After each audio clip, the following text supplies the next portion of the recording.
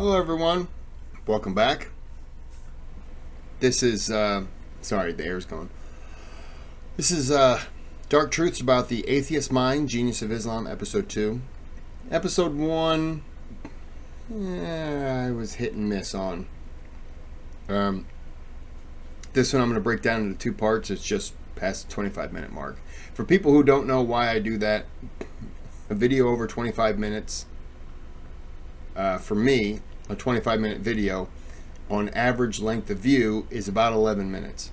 So I break it down into two parts, so that way if it's now 13-minute video, maybe I'll get the whole thing will be watched. And the ad revenue and all that stuff from it, which isn't much. Hopefully more eyes on it, shorter video, more people digest it. So that's why I do that. But until we get started, there's a thanks button on the channel. You can donate. You don't have to. Subscribe if anything that I've done is interesting and it makes you want to come back. And then if none of that, then just give me a thumbs up. That helps. So, 13-minute video. Let's go.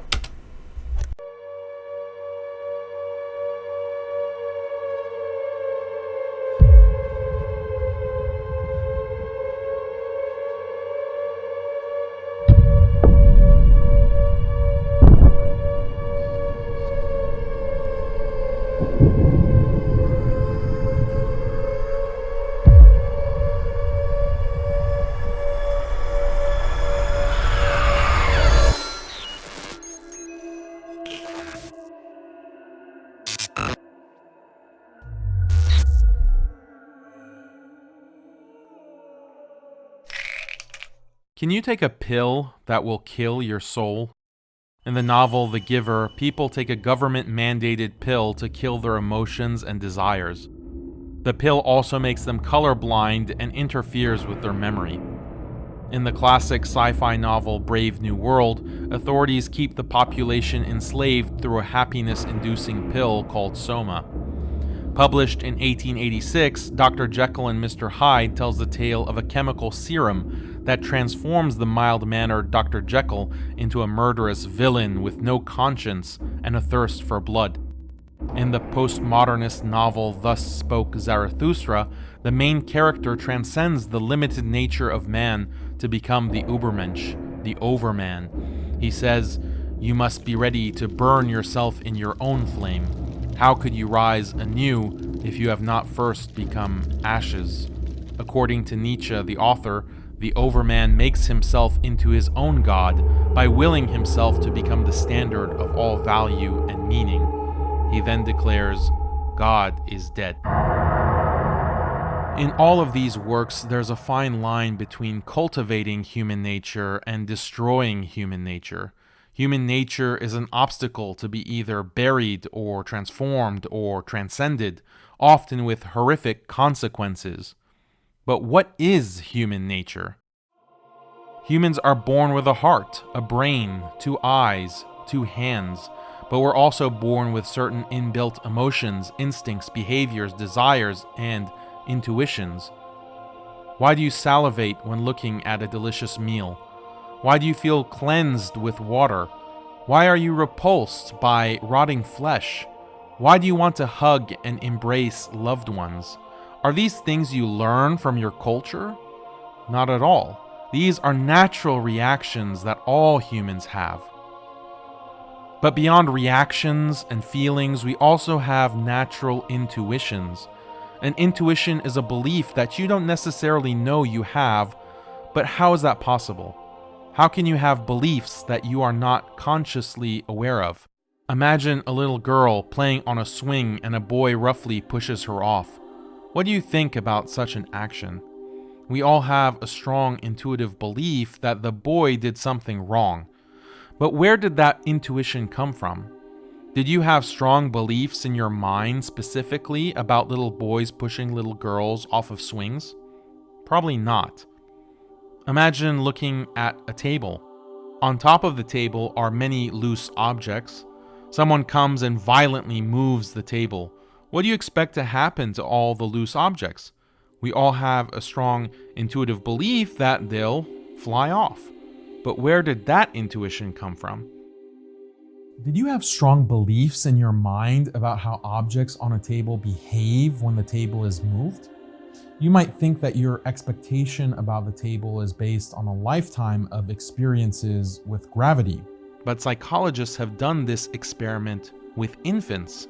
They show infants a table with objects, and then the table is suddenly removed, but the researchers have rigged the objects so they remain stationary, suspended in the air. The infants watching this react non-verbally with surprise and shock. Why? In another experiment, they show young children a boy stealing an apple. Then the boy walks on a bridge that collapses. They ask the children, why did the bridge collapse? And the children overwhelmingly agree that it was because the boy stole the apple. These children come from a variety of religious and non-religious backgrounds, and none of... Because you're showing kids a kid steals an apple, and then you're showing them the bridge collapsing, so they're going to equate cause versus effect. He stole the apple, so that's what that happened. We all know that that's not necessarily true, but a child doesn't know that. That bridge could be in terrible shape, and that kid just ran over it just enough and destroyed it. Maybe it wasn't the same kid. Not necessarily the exact same kid going through over that bridge. I'm just saying that kids are stupid. We understand that, so they can be taught, shown things, and believe it. Them would even be able to articulate the belief that somehow morality can affect physical events like the collapse of a bridge. Nonetheless, they all share this intuition. It is said that there are no atheists in a foxhole. This is because in the heat of war, the atheist relies on his intuitions that God exists and can help him. So he calls out reflexively.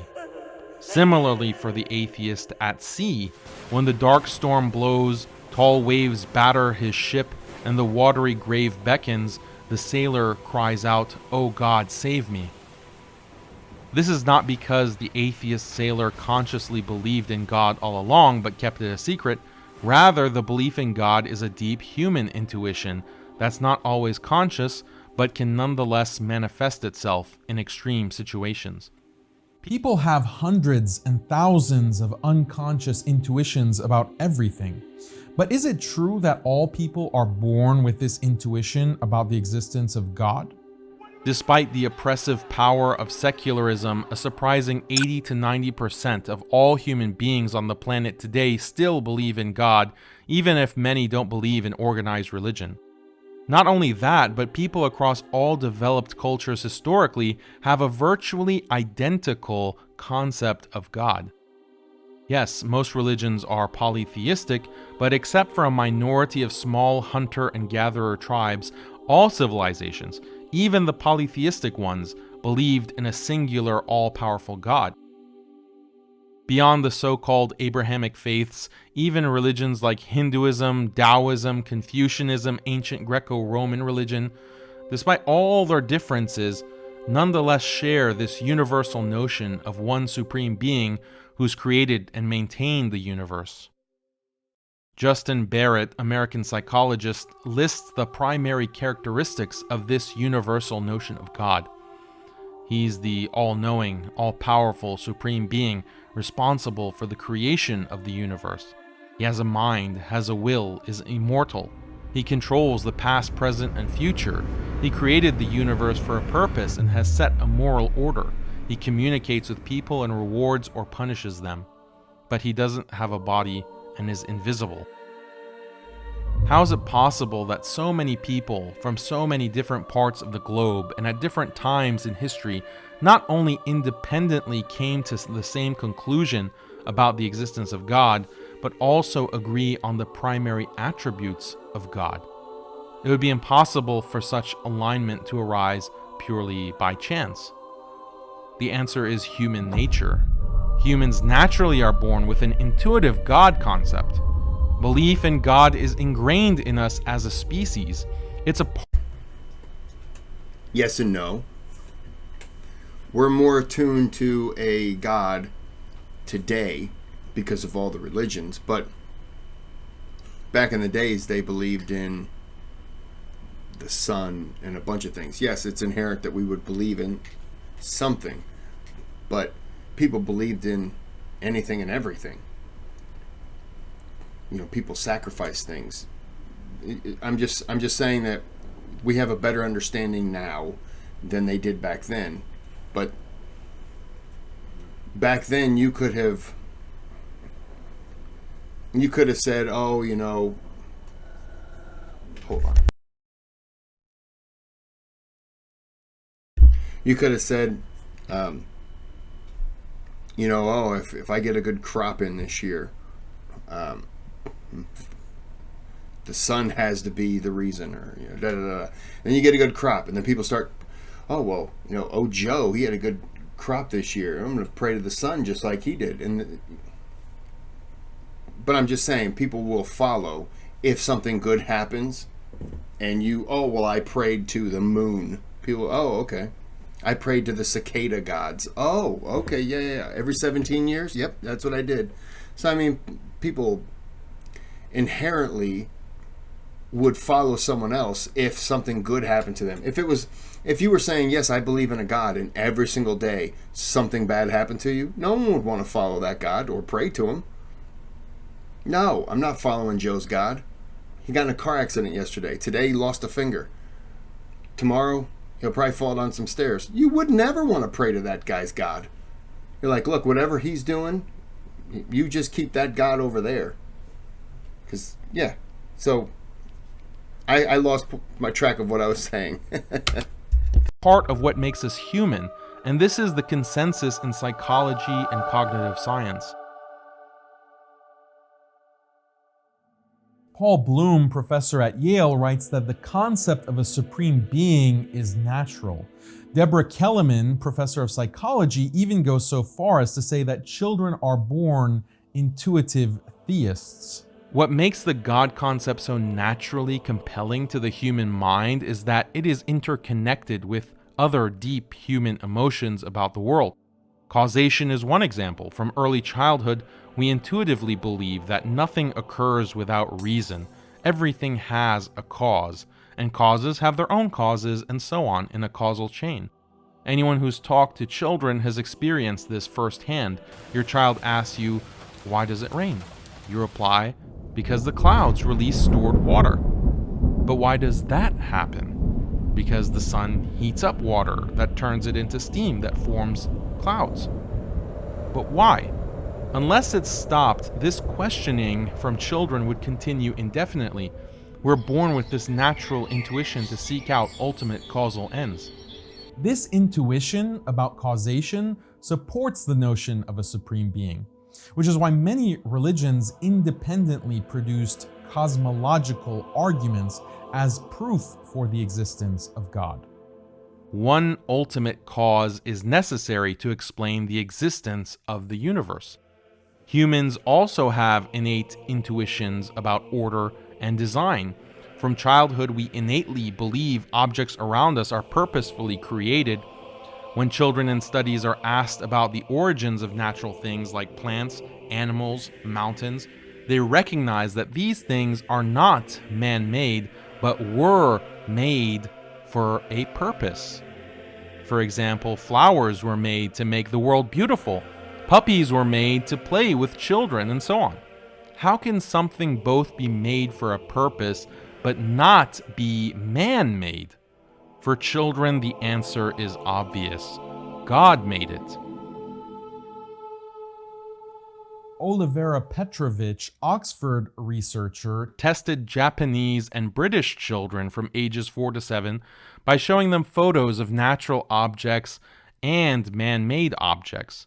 When the children were then asked questions about the origins of natural objects like mountains and animals, regardless of cultural or religious background, the children predominantly chose God as the answer. They did not give an agnostic answer like nobody knows their origins, or an incorrect answer like those things were made by people. They said that God was the creator. Petrovich called this result absolutely extraordinary because the Japanese Shinto religion doesn't include this idea of God creating anything. So how do Japanese children get the idea that creation is in God's hands when their religion and culture has no such teaching? The researchers also asked the children to describe God. We might expect that the children would give different descriptions of God based on their religious upbringing, but surprisingly, that wasn't the case. Children predominantly conceive of God as a person without a body, similar to notions of gas and air. Petrovich claims that children get the idea of God as man through their religious education, but no child naturally thinks of the creator of the world as a person with a body. It would be an astonishing vindication of Hinduism if children in Mexico raised by non-Hindu parents thought of God as a blue-skinned deity with an elephant head. It would be an astonishing vindication of Christianity if children in China raised by non-Christian parents thought of God as a Trinitarian deity. What children do think, regardless of cultural and religious background, is that the universe was created purposefully by one God without partners, one God who is ever-living, all-powerful, all-knowing, but does not have a bodily form. Where does this intuition come from? Atheists claim that belief in God is ridiculous. Famous atheists like Richard Dawkins claim that believing in God is like believing in a flying spaghetti monster. Dawkins explains that if religious people want to know why atheists don't believe in God, they should just reflect on why they themselves don't believe in something as silly as the flying spaghetti monster or Zeus. But these atheists have simply committed the straw man fallacy. No one naturally believes or is even inclined to believe in the flying spaghetti monster or Zeus, a bearded man living on Mount Olympus. But as study after study proves, people do have a strong natural tendency to believe in God. Why aren't atheists able to acknowledge this established fact? Why do they have to resort to straw man? Are they scared? Atheists might be dismissive. I'm going to pause it there, but yeah, you're also painting again with the broad brush and saying that all atheists this and all atheists that. I know some atheists who vary on their belief. So you can't just paint everyone the same. Anyways, I'm going to end it there. I'll be back for part 2. But until I'm back for part 2, you're just going to have to wait for it. And have a good day, have a good night.